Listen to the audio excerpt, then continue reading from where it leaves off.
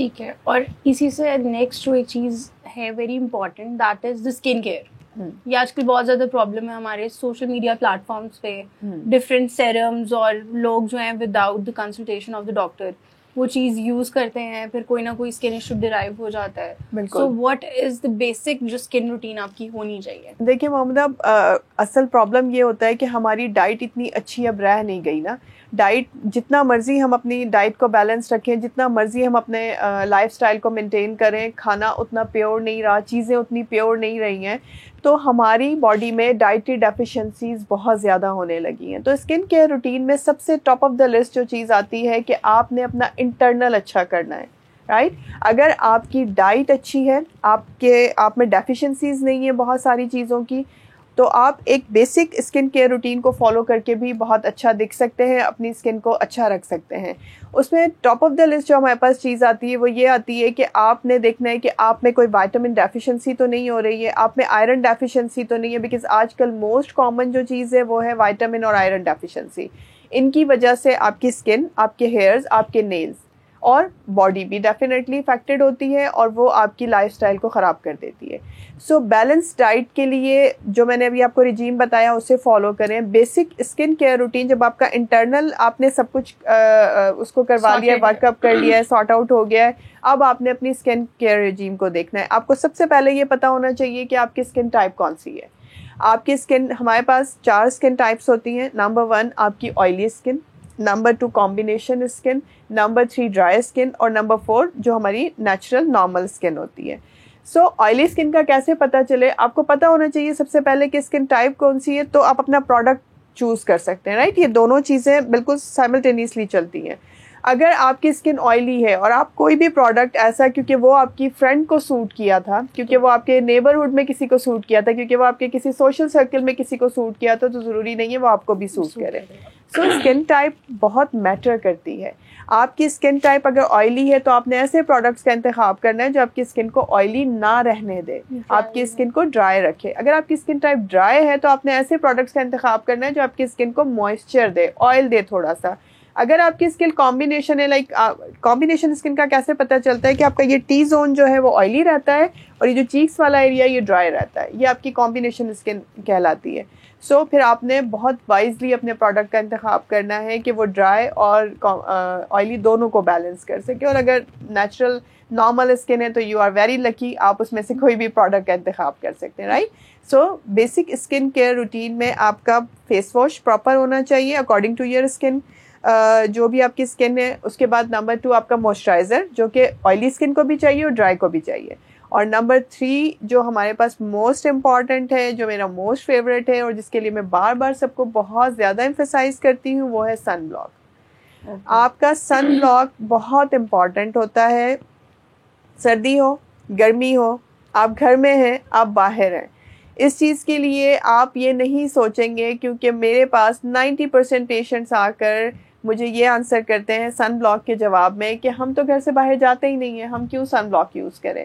हम घर से बाहर उस वक्त निकलते हैं जब धूप ख़त्म हो जाती है। तो sun block is not only for the धूप। आपने सन में ही नहीं उसको यूज़ करना, वो आपको धूप से भी बचाता है सन ब्लॉक, वो आपको बाहर की डस्ट से भी बचाता है सन ब्लॉक। उसके अलावा सन ब्लॉक आपको प्रोटेक्ट करता है बहुत सारी लाइट से। आप अगर लैपटॉप यूज़ करते हैं, कंप्यूटर स्क्रीन्स यूज़ करते हैं, मोबाइल यूज़ करते हैं, तो भी सन ब्लॉक आपको सेव करता है। So sun block is compulsory. Asian skin के मुताबिक हमारे पास उसका SPF देखना ज़रूरी है, मेडिकेटेड होना ज़रूरी है, सन ब्लॉक का फ्रेग्रेंस फ्री होना ज़रूरी है। आपने उसमें देखना है 2 तरह के सन ब्लॉक होते हैं, एक फिजिकल होता है, एक केमिकल होता है। फिजिकल जो होता है सन ब्लॉक वो आप इमीडिएटली लगा के बाहर जा सकते हैं, लेकिन जो केमिकल सन ब्लॉक्स होते हैं उनके लिए ख़ास तौर पे हमें 10-20 मिनट्स वेट करना पड़ता है और उसके बाद आप लगाने के बाद धूप में एक्सपोज हो सकते हैं, या आपने जहाँ भी जाना है आप जा सकते हैं, किचन में भी जा सकते हैं। सो आपने वाइजली इंतखाब करना है अपने सन ब्लॉक का according to your skin tone. ये 3 चीज़ें बेसिक है मेरी नज़र में किसी भी स्किन केयर रूटीन के लिए। उसमें मैं आपको कोई वाइटनिंग नहीं बता रही, मैं आपको कोई ऐसी सिरम्स नहीं बता रही। हाँ, आपने अगर चूज़ करना है वो, क्योंकि स्किन केयर रूटीन में नहीं आते, ये डेली रूटीन है। बट अगर आपकी स्किन पर एक्नी है, एक्नी प्रोन स्किन है, तो आप सिरम यूज़ कर सकते हैं। लाइक आजकल बहुत ओवर द काउंटर सिरम्स मौजूद हैं, आप इसके लिए सैलिसाइलिक एसिड यूज़ कर सकते हैं, जो कि बहुत अच्छे ऐसे हमारे पास सीरम अवेलेबल है जो आप दिन में 1 मरतबा लगाएंगे तो उससे नायासिनामाइड यूज़ कर सकते हैं एक्नी के लिए, स्कार्स के लिए, जिनके पोर्स ओपन है, जिनकी ऑयली स्किन है, उनके लिए ये बेस्ट सीरम्स हैं। जिनको पिगमेंटेशन का इशू है, लाइक जिनकी स्किन की टोन इवन नहीं है, वो ग्लाइकोलिक एसिड के जो सीरम्स होते हैं वो यूज़ कर सकते हैं, वो बेस्ट होते हैं। लेकिन अगेन मेरा एम्फसाइज एक ही चीज़ पर होगा कि आपने गौर ये करना है कि क्या आपका इंटरनल जितनी भी डेफिशिएंसीज हैं वो कवर अप हुई हैं, तो आप ये अपनी बाहर की चीज़ों पे फोकस करेंगे। सो इट इज़ इम्पॉर्टेंट कि आपका internal system should be healthy, automatically it will reflect on your skin. Exactly okay. So इसी से नेक्स्ट क्वेश्चन की तरफ चलते हैं कि आजकल हम बहुत ज़्यादा लोगों में आम है टू गेट इंजेक्शंस वाइटनिंग के। बिल्कुल। तो ये कितना सेफ है लोगों के लिए? देखें, वाइटनिंग इंजेक्शन मोस्टली जो हम यूज़ करते हैं वो ग्लूटाथायोन के यूज़ करते हैं। वाइटनिंग इंजेक्शंस को मैं तो वाइटनिंग नहीं कहती, because these are not actually the whitening injections.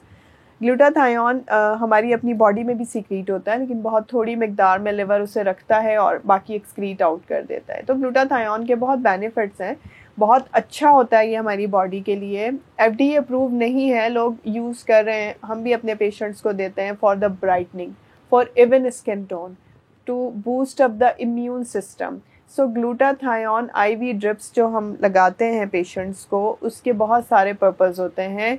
एक, वो आपके इम्यून सिस्टम को बूस्ट कर देता है। इसके अलावा वो आपकी बॉडी को टोन अप कर देता है। उसके अलावा एंटीऑक्सीडेंट है बहुत अच्छा।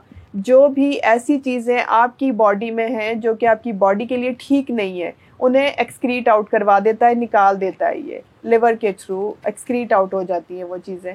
सो ग्लूटाथायोन आपकी स्किन को भी इवन करता है, आपकी स्किन को भी 1 टोन लाइटर कर देता है, आपकी स्किन को ब्राइटन अप कर देता है वो। लेकिन एक जो कॉन्सेप्ट हमारे मॉइस्चर में क्रिएट हुआ है कि glutathione is for the whitening, this is very like wrong. मैं इसके साथ नहीं जाती। वाइटनिंग के लिए नहीं है वो, ब्राइटनिंग के लिए है, इवन स्किन टोन के लिए है वो। बिकॉज ग्लूटाथायोन का साइड इफेक्ट होता है बेसिकली वाइटनिंग या ब्राइटनिंग, आप जिसे कह रहे हैं। एक्सीडेंटली ये एक उसमें पता चला था, कोई ट्रीटमेंट हो रही थी और उस ट्रीटमेंट में जब पेशेंट को फ्रिक्वेंटली ग्लूटाथायोन दिया गया तो उसमें पता चला कि वो पेशेंट का कलर जो है वो वाइट होना शुरू हो गया है, राइट। सो वो उस वाइट होने की वजह से ही ये उसको बना लिया गया। या पाकिस्तान में, एशिया में मोस्टली यूज़ हो रहा है, बाहर तो डेफिनेटली जब तक कोई चीज़ FDA अप्रूव नहीं होती बाहर वो चीज़ें यूज़ नहीं करवाते हैं। सो FDA अप्रूव ना होने की वजह से वहाँ वो लोग वाइटनिंग ब्राइटनिंग के लिए इसे यूज़ नहीं करते, बट पाकिस्तान में मोस्ट कॉमन है, डिफरेंट कंपनीज ने बनाना शुरू कर दिया है। हम भी लगाते हैं पेशेंट्स को, ऐसा नहीं है कि हम नहीं लगाते, लेकिन हम मतलब पेशेंट को ये काउंसिल कर देते हैं कि this is not for the whitening, this is for like, इसके मल्टीपल बेनिफिट्स हैं। ग्लूटाथायोन ड्रिप्स जो लोग लेते हैं उसको बहुत सारे बेनिफिट्स आते हैं, जैसे मैंने अभी सारे आपको काउंट करके बताएं।